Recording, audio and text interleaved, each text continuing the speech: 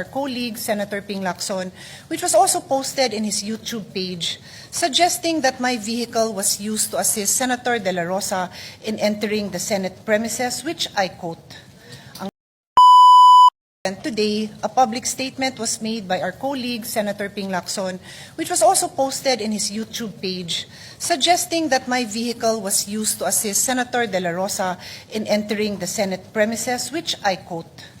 Ang pagkakaalam ko, at least silang dalawa lang mag-ate, Cayetanos, ang nakakaalam tungkol kay Bato na darating.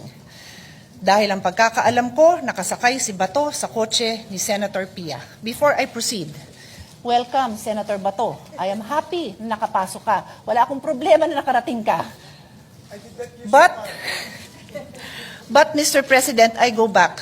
Sinabi man niya na sa pagkakaalam niya, ang katanungan ko po, Mr. President, nag-abala ba kayo mag-double check? Bago niyo yan sinabi sa public.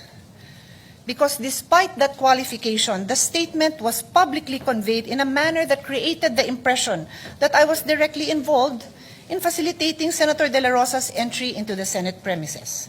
Again, okay lang po sa akin na nakarating siya dito. Wala ho akong problema doon. Let me state this clearly and unequivocally. That statement is false. Senator De La Rosa did not ride in my vehicle, nor did I have anything to do with facilitating his presence in the Senate last Monday. Ni hindi ko nga alam na darating siya.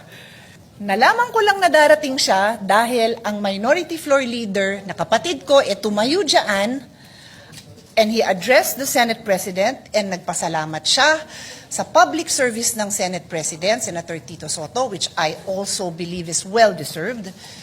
Sinabi niya na maganda ang pakitungaan sa kanya ni Senate President Tito Sotto.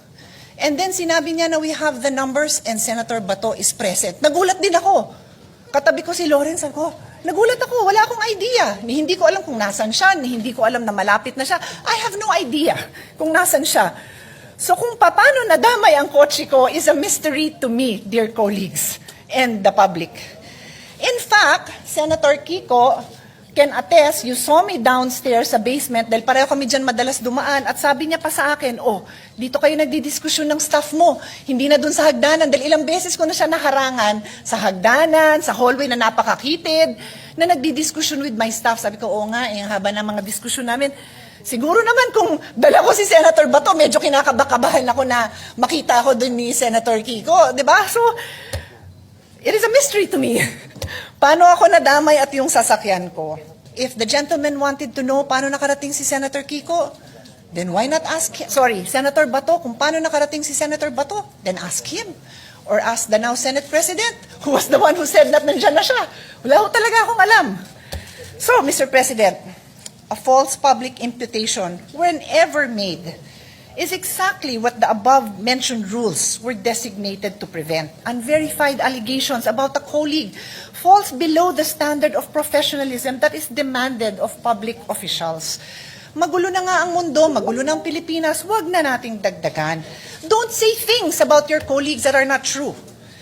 I trust that under the leadership of my brother, Alan Peter Cayetano, whom I know, not just as a public servant, but as my younger brother, this chamber will conduct itself with sobriety, fairness, and respect for the truth and respect for one another. Mr. Senate President, I will keep this manifestation short. Napakarami pa akong trabaho. Mag-aaral pa ako para sa hearing ko on the rising prices of electricity. Mag-aaral pa ako to support our colleagues who will be the next chairperson of the Committee on Health, the Committee on Energy, at napakarami pa ho nating trabaho kailangan gawin. So I leave that as it is, and I hope that this will not be repeated again. Thank you.